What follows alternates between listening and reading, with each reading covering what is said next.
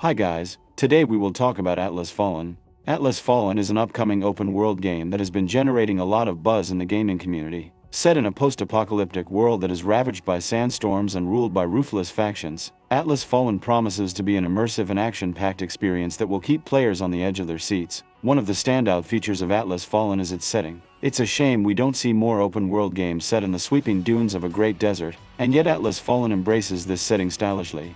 The game's golden oasis of destruction looks stunning, with bits of particulate flying around in every direction in response to the player's movements. Movement is one of the best parts of Atlas Fallen, and there are plenty of different ways to get around, from the raise ability that lets you lift platforms and other buried points of interest out of the sand, to the air dash that gives you an extra forward mid-air boost after you've expended both of your jumps. The game's seamless open world absolutely begs to be explored. And there's plenty to explore. While I didn't see too much of it beyond the areas surrounding the first village, Castrum 7, the game's open world is full of quests to complete and NPCs to speak to, each with their own backstories and interesting dialogue. The open world is also littered with stuff to find, like loose crafting resources and wildlife. One of the things that delighted me the most was that if I observed an animal from a distance, it would gradually lead me toward treasure with golden footsteps, turning completely gold once it had found a suitable digging spot. There's also a friendly traveling merchant who wanders the desert, and it's so neat to be able to identify him from a distance by his ornate flying kite. That the real heart of Atlas Fallen lies in its combat system. The game's action combat is both visually entertaining and challenging, rewarding players for thinking tactically while they juggle their essence stone abilities and momentum bar. The way it works is, as players unleash their basic attacks with their transforming axe and sword weapons, their momentum gauge fills up, unlocking essence abilities of ascending tiers to use in battle with the caveat that they are easier to deal damage to if their momentum bar gets too high. It can feel exceptionally good once you get into a groove, but it's also where players might run into framerate drops and performance issues that can ground the action to a halt, even causing them to die a few times during tougher battles. However, when it works really well. The enemy designs in Atlas Fallen are also quite interesting. From the diver that dives into the ground and reappears at random, to the heavily armored, crab analog shellbasher that requires players to parry in perfect synchronization with its pounding pincer attacks, the game's enemies keep players on their toes.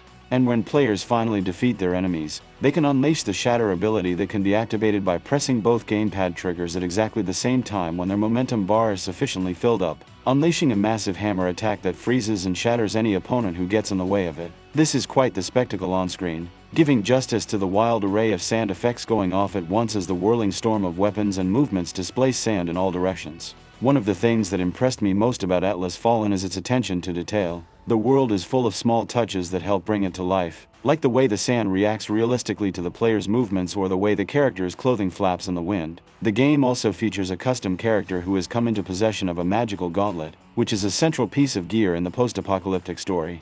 The gauntlet grants the player various abilities, such as the power to lift platforms out of the sand or to dash through the air. What's even more impressive is how seamlessly the game incorporates these abilities into the open-world exploration and combat mechanics, making for a truly immersive experience. Speaking of combat, Atlas Fallen features a unique combat system that is both visually stunning and challenging. The game rewards players for thinking tactically and strategizing their attacks by allowing them to fill up their momentum gauge as they unleash basic attacks with their transforming axe and sword weapons. As the gauge fills up, players can unlock ascending tiers of essence abilities to use in battle. However, the caveat is that players become easier to damage if their momentum bar gets too high, adding an extra layer of risk and reward to the already thrilling combat system. The enemies in Atlas Fallen are just as impressive as the combat mechanics, with interesting designs that keep players on their toes. For example, the diver enemy can dive into the ground and reappear at random, while the heavily armored shellbasher requires precise timing and strategizing to hit its vulnerable spots. It's a testament to the game's design that even after spending several hours with the demo build, I still felt excited and challenged by the combat encounters.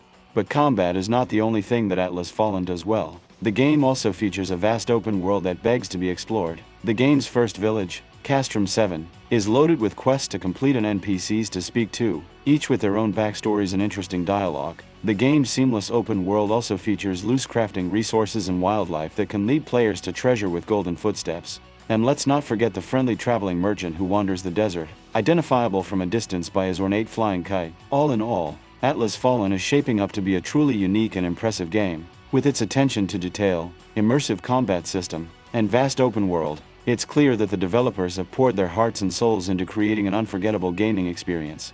While there were some framerate drops and performance issues in the demo build, I remain curious and excited to see what the final product will look like when it launches on May 16th. Thanks for watching. See you next time.